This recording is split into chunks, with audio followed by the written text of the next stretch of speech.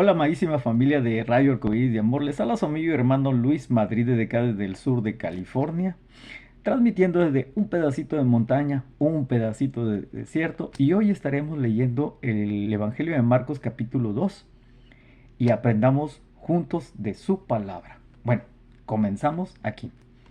Jesús sana a un paralítico. Entró Jesús otra vez en Capernaú después de algunos días y se oyó que estaba en casa. E inmediatamente se juntaron muchos de manera que ya no cabían ni aún en la puerta, y les predicaba la palabra de Dios. Entonces vinieron a él unos trayendo un paralítico que era cargado por cuatro, y como no podían acercarse a él a causa de la multitud, descubrieron el techo donde estaba, y haciendo una apertura, bajaron el lecho en que yacía el paralítico. Al ver Jesús la fe de ellos, dijo el paralítico: Hijo, tus pecados te son perdonados. Estaban allí sentados algunos de los escribas, los cuales cavilaban en sus corazones. ¿Por qué éste habla así? Blasfemias dice. ¿Quién puede perdonar pecados sino solo Dios?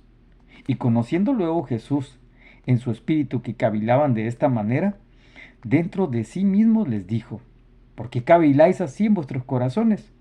¿Qué es más fácil decir al paralítico: tus pecados te son perdonados? O decirle: levántate, toma tu lecho y anda. Pues para que sepáis que el Hijo del Hombre tiene potestad en la tierra para perdonar pecados, dijo el paralítico. A ti te digo, levántate, toma tu lecho y vete a tu casa.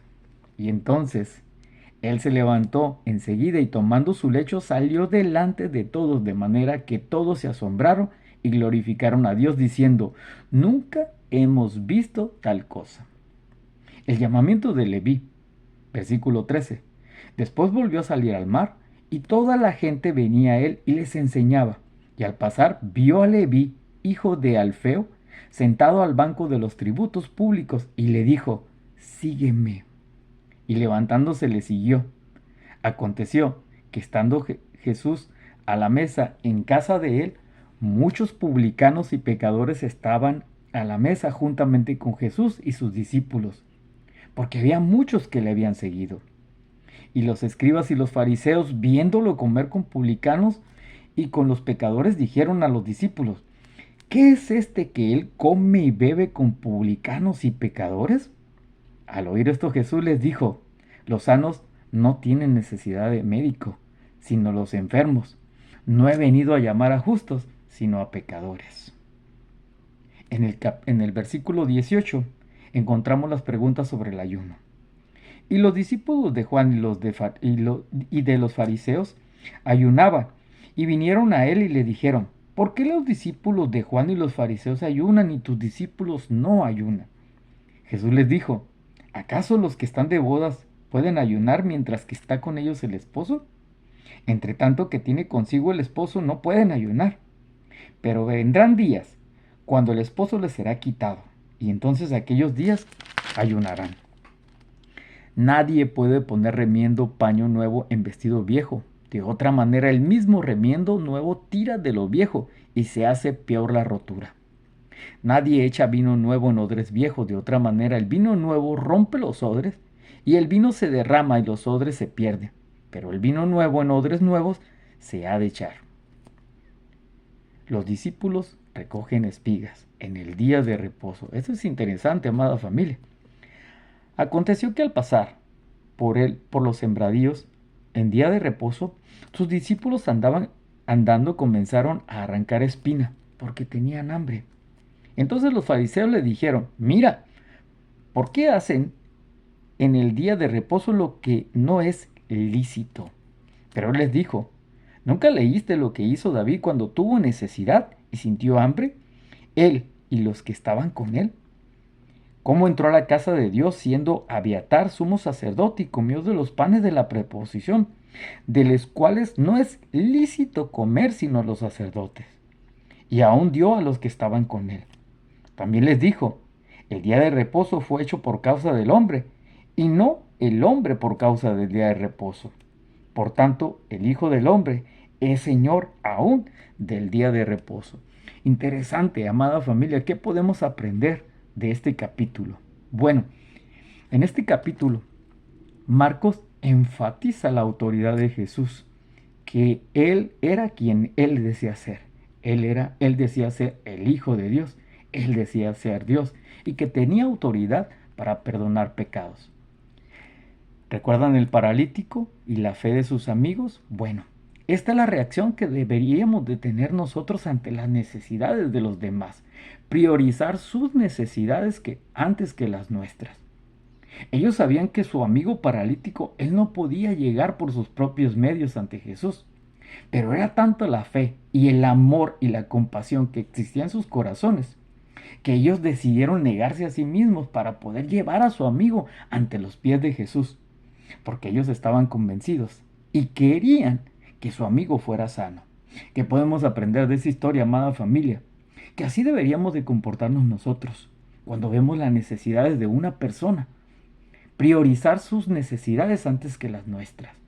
Y si esa persona, más aún, no conoce del amor del Señor, entonces tendríamos que enfatizar nuestra ayuda y esforzarnos en sus necesidades antes que las nuestras. Esto nos enseña, amada familia, el amor y la compasión por nuestros semejantes. También, amada familia, algo interesantísimo que aprendimos fue el llamamiento de Leví. Leví no solamente era un publicano, era el líder de los publicanos. Y ese tipo de personas no eran muy bien vistas porque eran consideradas como traidores a la patria. Sin embargo, Jesús nos muestra que Él no ha venido por los sanos, sino por los enfermos, porque los enfermos no tienen necesidad de médico, sino los que, los que están enfermos. Amada familia, ¿qué podemos aprender de esto? Bueno, que nosotros estamos enfermos por nuestro pecado y que necesitamos de un sanador.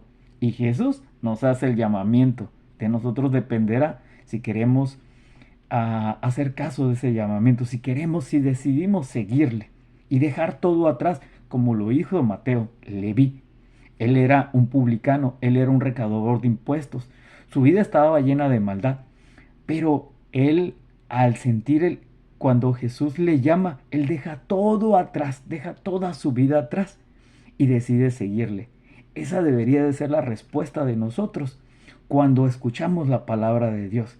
Dejar todo el pecado atrás y dejar que su palabra nos transforme. Amada familia, también aprendemos sobre el reposo, el día de reposo y el sábado, el día de ayuno. Bueno, en la antigüedad, amada familia, el día de reposo fue diseñado para un día de oración, leer la Torá, meditar en la palabra, un día completo para el Señor, para Jehová de los ejércitos. Sin embargo, los fariseos, los escribas y los religiosos de la época habían aumentado ideas y costumbres del ser humano que nada tenía que ver con lo que Dios había establecido. Ellos muchas veces